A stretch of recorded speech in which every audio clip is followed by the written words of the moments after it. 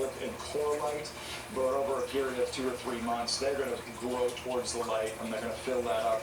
And now I've kind of regained my little chasm here that is part of the aquascape. That was part of the reason for moving it over there. So we're going to let these coral polyps sit and chill, and I'm pretty sure within a few hours they'll be open up bigger and better than ever. One of the things I love about the reef aquarium hobby is you spend a lot of time observing your tank, but once in a while you can do something that's extremely rewarding, such as manicuring your corals. The branching euphyllia over time will grow and obscure the curves and the shape of your aquascape. So in this case, we were not only able to remove way too many flatworms. Like, I knew there were some flatworms on there, but I didn't expect a whole flurry of them to be all throughout the dip. But most of all, I was able to shorten the branches and spread out the polyps and the core lights of the Holy Grail torch. So it's going to get a lot more light per polyp and a lot more flow throughout them. And I was even able to have a couple extra frags to put in another tank and give one to cameraman Evan. And I think overall the entire picture of the aquarium looks a lot better. So one thing I want you to take home is, like, don't freak out if you see just a few flatworms on your euphyllias, because clearly that infestation has been a long time coming. But definitely keep an eye on your corals. If you don't dip everything on the way into your tank, you might get some of these semi-benign euphyllias on your corals. But most of all, watch your corals, observe your reef, and that's how you're going to be in tune with the changes of your tank and your corals, and that's how you're going to be alerted to when you need to do things to make things better. And that's why we're all here as a hobby, to enjoy our tanks. Not passively, but actively. So I hope you enjoyed this video of me just kind of doing a little handling on my Holy Grail style torch. If you have any questions, and between the dipping, the cutting, and the gluing, I'm pretty sure you're going to have some, go ahead and put those down in the comments below.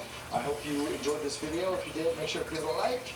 And if you want to see more videos like this, don't forget to subscribe to the official Reef Builders YouTube channel, and I'll catch you guys on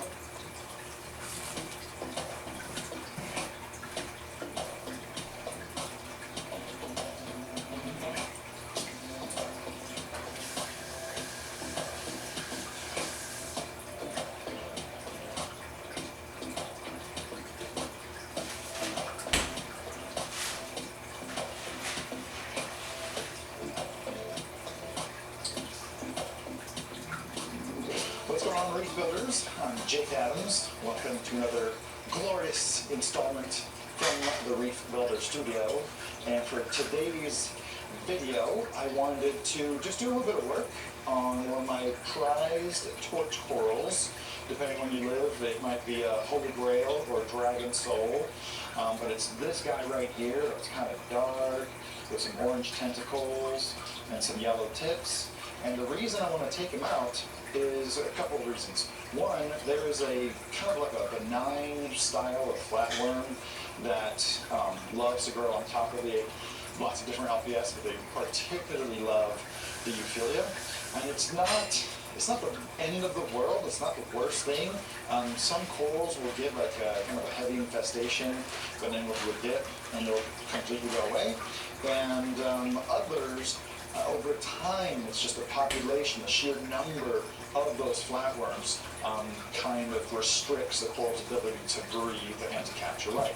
So, two corals we're going to work on today is the Holy Grail / Dragon Soul torch right there.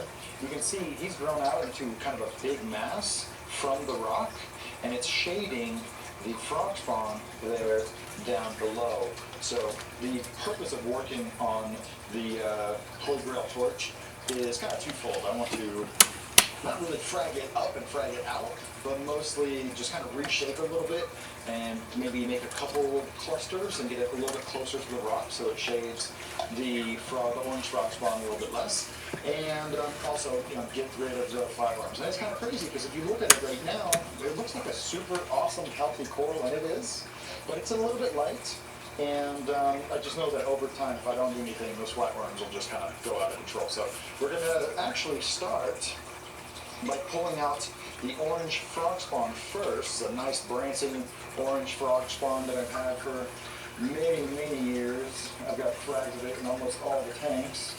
This one does not need any cutting. It just has a little bit of the flatworms, not as much as the torch. So we're going to go ahead and grab this guy.